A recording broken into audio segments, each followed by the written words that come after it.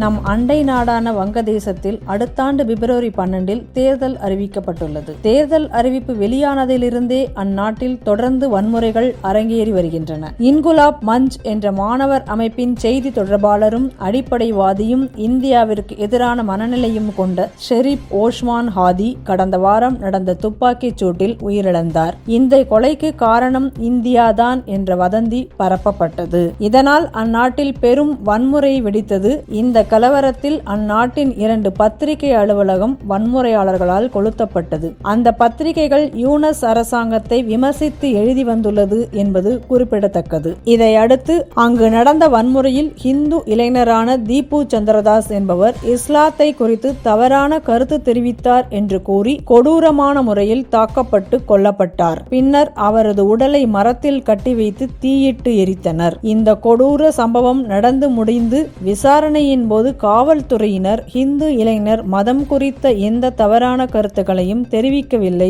என்று தெரிவித்தது. இதற்கிடையே யூனஸின் பணமுறைகேடு மற்றும் இந்துக்களுக்கு எதிரான போக்கு ஆகியவற்றை குறித்து கட்டுரை எழுதிய பத்திரிகையாளரின் வீடு தாக்கப்பட்டது. இந்நிலையில் மாணவர் அமைப்பின் மற்றொரு தலைவர் முகமது மொதாலெஃப் சித்தார் மீது நேற்று முன்தினம் துப்பாக்கிச் சூடு நடத்தப்பட்டது. இச்சம்பவம் நடந்த நிலையில் வங்கதேசத்தின் சிட்டகாங்கில் உள்ள வெளிநாடு வாழ் இந்துக்களான ஜெயந்தி சங்கா மற்றும் பாபு ஷுகுஹில் ஆகியோரது வீடுகள் நேற்று முன்தினம் கொளுத்தப்பட்டுள்ளது. கடைசி நேரத்தில் அவர்கள் உயிர் தப்பியுள்ளனர். இச்சம்பவம் நடந்த இடத்தின் அருகே இந்துக்களை மிரட்டும் வகையிலான ஒரு பதாகையும் கண்டெடுக்கப்பட்டுள்ளது. வங்க மொழியில் எழுதப்பட்டுள்ள அந்த பதாகையில் இங்குள்ள இந்துக்கள் அனைவரும் தீவிரமாக கண்காணிக்கப்படுகிறீர்கள் என்றும் இஸ்லாத்துக்கும் முஸ்லிம்களுக்கும் எதிரான செயல்களில் நீங்கள் ஈடுபடுவதாக குற்றம் சாட்டப்படுகிறீர்கள் என்றும், மேலும் உங்களின் நடமாட்டங்கள், கூட்டங்கள் மற்றும் செயல்பாடுகளை உடனடியாக நிறுத்த வேண்டும். மீறினால் கடும் விளைவுகளை சந்திக்க நேரிடும். உங்கள் வீடுகள், சொத்துக்கள் மற்றும் வணிகங்கள் எஞ்சாது. உங்களை யாராலும் காப்பாற்ற முடியாது. இதுவே உங்களுக்கு விடுக்கப்படும் கடைசி எச்சரிக்கை என அந்த பதாகையில் குறிப்பிடப்பட்டிருந்தது. இந்தியாவில் வடகிழக்கு மாநிலங்களான மேற்கு வங்கம், தில்லி போன்ற இடங்களை வங்கதேசத்தை கண்டித்தும் அங்கு வாழும் இந்துக்களின் பாதுகாப்பை வலியுறுத்தியும் ஆர்ப்பாட்டங்கள் நடத்தப்பட்டன.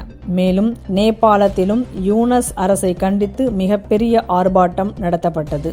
இந்திய அரிசி ஏற்றுமதியாளர்களில் சிலர் வங்கதேசத்திற்கு அரிசி ஏற்றுமதிக்கு தடை விதிக்க வேண்டும் என்ற கோரிக்கையை இந்திய அரசுக்கு வைத்துள்ளனர். நம் நாட்டிலிருந்து சணல் இறக்குமதிக்கு தடை விதித்திருக்கும் வங்கதேச அரசுக்கு பதிலடியாக இதை செய்ய வேண்டும் என்றும் கோரிக்கை விடுத்துள்ளனர்.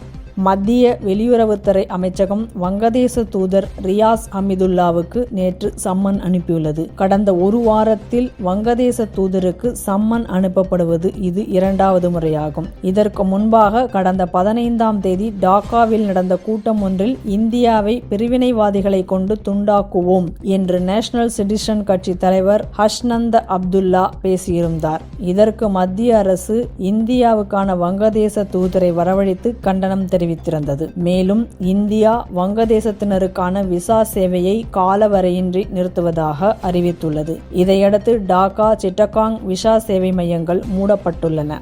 இந்நிலையில் அடிப்படைவாதி ஓஸ்மான் ஹாதியின் கொலையின் பின்னணியில் யூனஸ் அரசுக்கு பங்கிருப்பதாக ஓஸ்மானின் சகோதரர் குற்றம் சாட்டியுள்ளார். மேலும் தேர்தலை தள்ளி போடவே இதை செய்திருக்கிறார் என்றும் குற்றம் சாட்டியுள்ளார்.